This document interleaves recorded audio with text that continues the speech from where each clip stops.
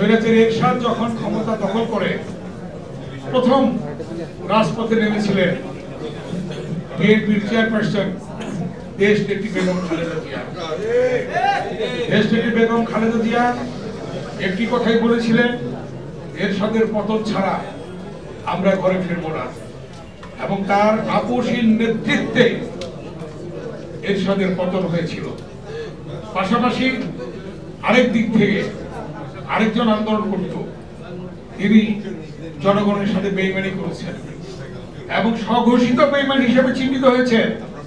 চট্টগ্রামের লালদিঘির ময়দান থেকে বক্তব্য দিয়েছিলেন, যারা এরশাদের অধীনে নির্বাচনে যাবে তারা জাতীয় বেইমান হিসেবে চিহ্নিত হবে। মাত্র 24 ঘন্টা পরে দেখলাম ঢাকায় এসে কোটি কোটি টাকার বিনিময়ে লং ড্রাইভে গিয়ে এর সাথে চলে গেলেন নির্বাচনে। দেশি বিদেশি সাংবাদিকরা জিজ্ঞেস করলো দেশনেত্রী বেগম খালেদা জিয়াকে যে শেখ হাসিনা তো নির্বাচনে চলে গেল, আপনি যাবেন না? দেশনেত্রী বেগম খালেদা জিয়া উত্তর দিয়েছিলেন, আমার ছাত্র সেলিম, দেলোয়ার, রাউফুল বসুনিয়া সহ তাজুল, শ্রমিক নেতা এবং জিহাদ যা রক্ত দিয়েছে তাদের রক্তের সাথে বেইমানি করে আমি বেগম খালেদা জিয়া নির্বাচন করতে পারি না। কথাগুলো মনে আছে আপনাদের? শুধু তাই নয়, আন্দোলনের এক পর্যায়ে জিহাদ শহীদ হলো। জিহাদের লাশ নিয়ে ঢাকা বিশ্ববিদ্যালয়ে আমরা 10 মিনিটের মধ্যে সিদ্ধান্ত নিলাম জাতীয় নেতৃবৃন্দ আসবেন। জাতীয় নেতৃবৃন্দের মধ্যে দেশনেত্রী বেগম খালেদা জিয়া তখন জিহাদের লাশের পাশে ঢাকা বিশ্ববিদ্যালয়ে আসলেন। এসে শুধু একটি কথাই বললেন যে তোমরা ছাত্ররা এক হও।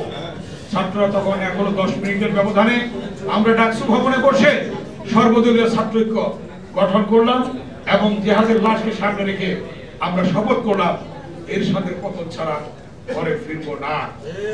পরের দিন 11 তারিখ সর্বদলীয় ছাত্রৈক্যের নেতৃত্বে এবং তার ডাকে হরতাল ছিল। সেই হরতালে আমাদের কি করা হলো, আমরা নামলাম শাহবাগের চত্বরে যাওয়ার সাথে সাথে সেখানে গুলি, টিয়ার সেল, লাঠি চার্জ এবং বেদম প্রহার, অনেকে লুটিয়ে পড়লো রাজপথে। আমরা সেদিন হসপিটালে গেলাম, হসপিটালে ভর্তি হলাম ওয়ার্ডে। এই ডাক্তার মিলন ওয়ার্ডে গিয়ে আমাদেরকে দেখে বললেন আপনারা ওয়ার্ডে থাকবেন না, ডক্টরস কেবিনে থাকবেন। ডক্টরস কেবিন ডাক্তারদের জন্য আলাদা কিন্তু কেবিন ছিল, সেই কেবিনে আমাদেরকে নিয়ে গেলেন এই ডাক্তার মিলন।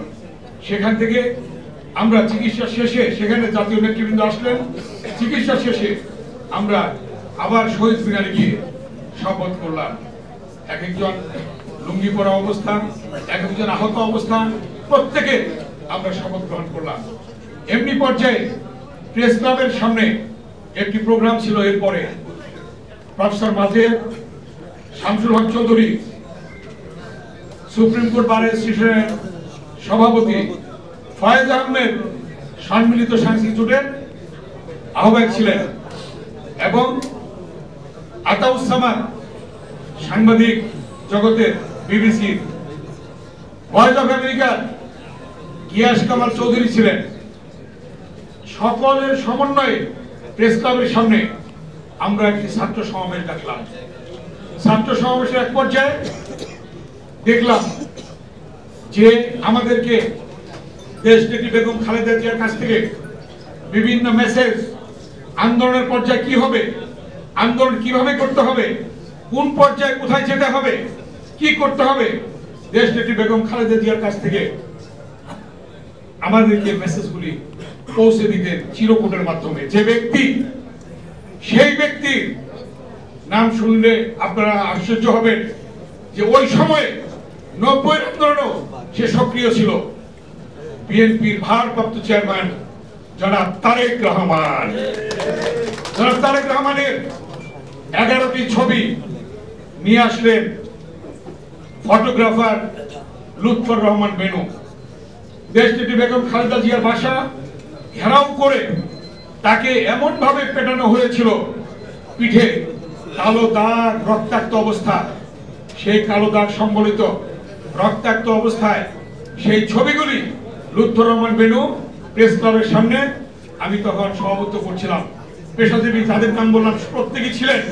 ছবিগুলি যখন আসলো হাতে, ছবিগুলি এভাবে দেখালাম। দেখানোর সাথে সাথে আন্দোলনের নতুন মাত্রা যোগ হলো। এখান থেকে ছবি, আমি আর কি বক্তব্য দেবো তখন। এই ছবি দেখানোর সাথে সাথে চলে গেল সবাই উঠে আল্লাহউল্লাহ বিল্ডিং অ্যাটাক হলো। আল্লাহউল্লাহ বিল্ডিং মনে আছে আপনাদের? আল্লাহউল্লাহ বিল্ডিং অ্যাটাক হওয়ার সাথে সাথে পুরো ঢাকা ছড়িয়ে পড়লো, ধাও ধাও করে আগুন জ্বলা শুরু হলো সারা বাংলাদেশে। সেদিন তারেক রহমানও এই আন্দোলনে শরীক হয়েছিলেন। তাই আজকে আমি আপনাদের সামনে বলতে চাই, এই আন্দোলনের ধারাবাহিকতাই সেদিন এই ডাক্তার মিলন গিয়েছিল আমাদের সাথে আন্দোলনে শরীক হওয়ার জন্য ঢাকা বিশ্ববিদ্যালয়ে। সেখানে তাকে গুলি করা হলো। তুমুল গন্ডগোল চলছে, উত্তাল ঢাকা বিশ্ববিদ্যালয়ে গুলি হচ্ছে। এরশাদের পেটোয়া বাহিনীরা, যারা একটি অংশ ছাত্র দলে ছিল, সেই অংশটি ওখানে সেই এরশাদের প্রেতাত্মাদের সাথে মিলে একসঙ্গে গুলি চালিয়েছিল। সেদিন সেই ডাক্তার মিলন শহীদ হয়। ডাক্তার মিলন শহীদ হওয়ার সাথে সাথে পেশাজীবী সংগঠনের মধ্যে একটি নতুন মাত্রা যোগ হলো এবং সারা বাংলাদেশের পেশাজীবীরা রাজপথে নেমে গেল। শুরু হলো আন্দোলন 27শে নভেম্বর, 28শে নভেম্বর, 29শে নভেম্বর, ডিসেম্বর 1 তারিখ, 2 তারিখ, 3 তারিখ, 4 তারিখ তুমুল গন্ডগোল, গুলি হচ্ছে, টিয়ারশেল হচ্ছে। সেখানে আমরা দেখলাম, কি দেখলাম?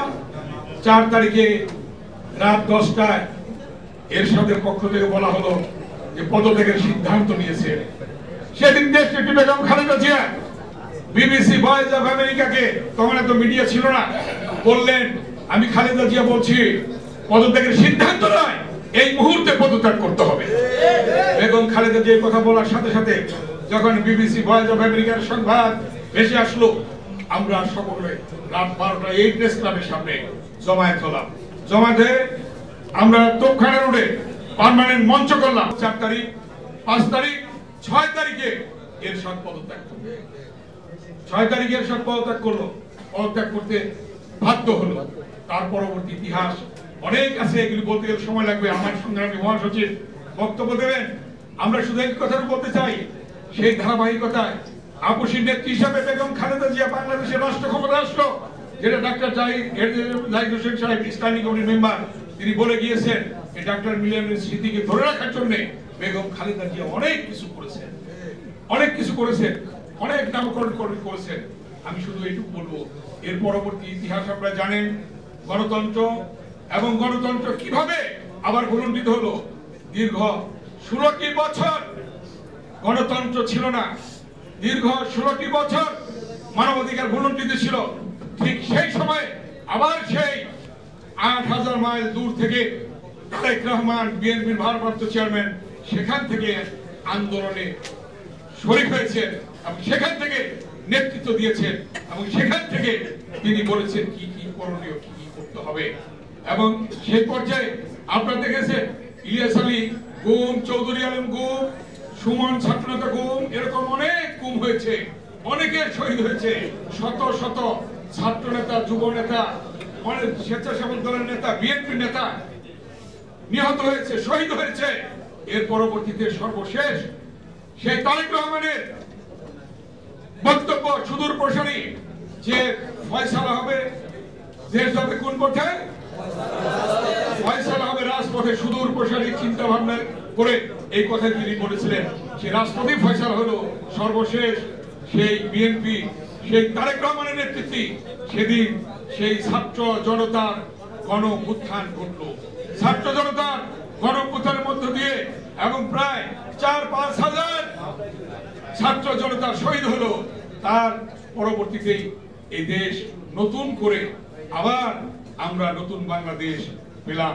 এই বাংলাদেশকে ধরে রাখার জন্য এখন যেটা শুরু হয়েছে অন্তর্বর্তীকালীন সরকারকে ব্যর্থ করার জন্য, আমরা চাই অন্তর্বর্তীকালীন সরকার সফলভাবে দ্রুত একটি নির্বাচন দিয়ে গণতন্ত্রকে আবার ফিরিয়ে আনবে এবং যারা নির্বাচিত হবে তাদের হাতে ক্ষমতা হস্তান্তর করবে।